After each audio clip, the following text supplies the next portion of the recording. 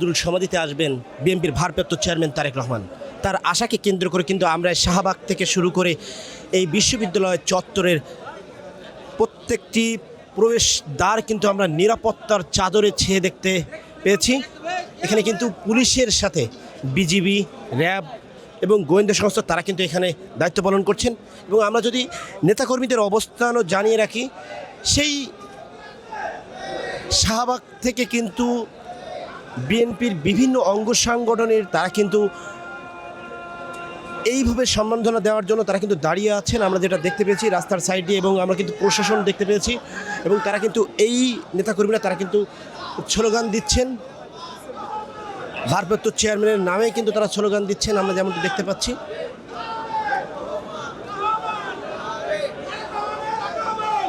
দর্শক, যদি আপনাদেরকে জানিয়ে রাখি, ভারপ্রাপ্ত চেয়ারম্যান তারেক রহমান তিনি কিন্তু গত 25 তারিখ এই বাংলাদেশের মাটিতে দীর্ঘ প্রায় 17 বছর পরে তিনি কিন্তু আসছেন এবং তারপর থেকে তার যে কর্মব্যস্ততা সেটা কিন্তু আমরা দেখতে পেয়েছি। গতকাল তিনি কিন্তু জুমার নামাজের পরে তিনি কিন্তু তার পিতা শহীদ প্রেসিডেন্ট জিয়াউর রহমানের মাজার জিয়ারত করতে গিয়েছিলেন। তারপর ওখান থেকে কিন্তু আমরা দেখেছি সাভার যে স্মৃতিসৌধ, মুক্তিযোদ্ধাদের স্মরণে তিনি কিন্তু ওখানে শ্রদ্ধাঞ্জলি দিয়েছেন, সেটাও কিন্তু আমরা দেখেছি। এবং আজকেও তার সেই কর্মব্যস্ততার ভিতরের অংশ হিসেবে আজকে কিন্তু তিনি আসছেন এই জুলাইয়ের প্রথম সারির যোদ্ধা শরীফ ওসমান বিন হাদি ইনকিলাব মঞ্চের যে মুখপাত্র, তিনি যে গত 18 তারিখে মৃত্যুবরণ করেছেন।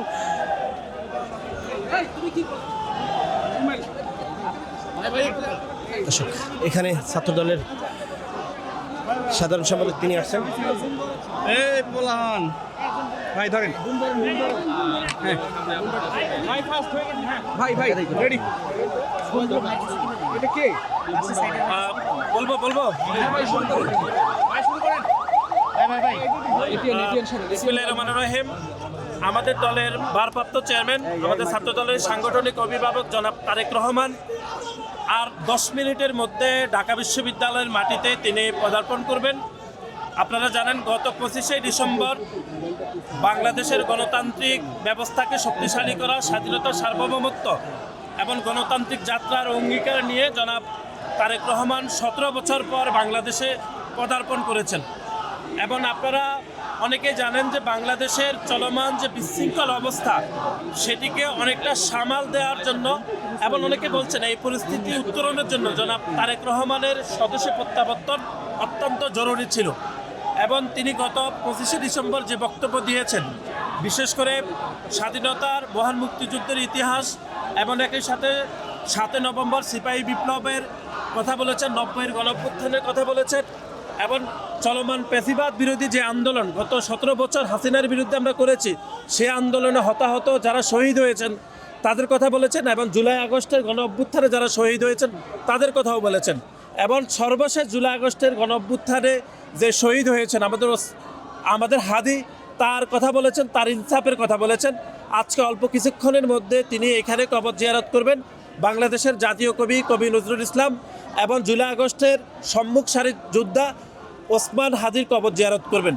এবং দীর্ঘ 19 বছর পরে বিএনপির ভারপ্রাপ্ত চেয়ারম্যান, ছাত্রদলের সাংগঠনিক অভিভাবক জনাব তারেক রহমান ঢাকা বিশ্ববিদ্যালয়ের মাটিতে তিনি পা রাখছেন। বাংলাদেশ জাতীয়তাবাদী ছাত্র দলের হাজার হাজার নেতাকর্মী বাংলাদেশ জাতীয়তাবাদী দলের ভারপ্রাপ্ত চেয়ারম্যান জনাব তারেক রহমানকে বাংলাদেশের পতাকা দিয়ে ওনাকে স্বাগত জানাচ্ছেন। ইতিমধ্যে সকল প্রস্তুতি সম্পূর্ণ হয়েছে আর অল্প কিছুক্ষণের মধ্যে উনি ঢাকা বিশ্ববিদ্যালয়ের মাটিতে পা রাখবেন। আপনাদের সকলকে আমরা ধন্যবাদ জানাচ্ছি।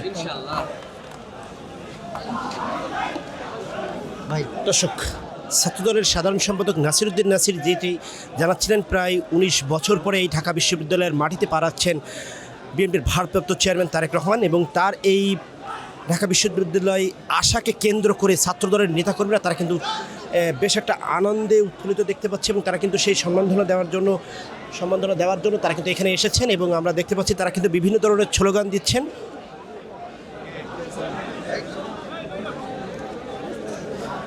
যেমনটি বলছিলাম, শরীফ ওসমান বিন হাদির কবর জিয়ারাতের উদ্দেশ্যেই কিন্তু এইখানে আসছেন এবং তিনি কিন্তু এখানে কবর জিয়ারাতের পরে কিন্তু আজকেও আবার তিনি তার বাংলাদেশের যে নাগরিকত্ব সেটা কিন্তু নেওয়ার জন্য তিনি নির্বাচন কমিশনে যাবেন, এমনটা কিন্তু আমরা জানতে পেরেছি।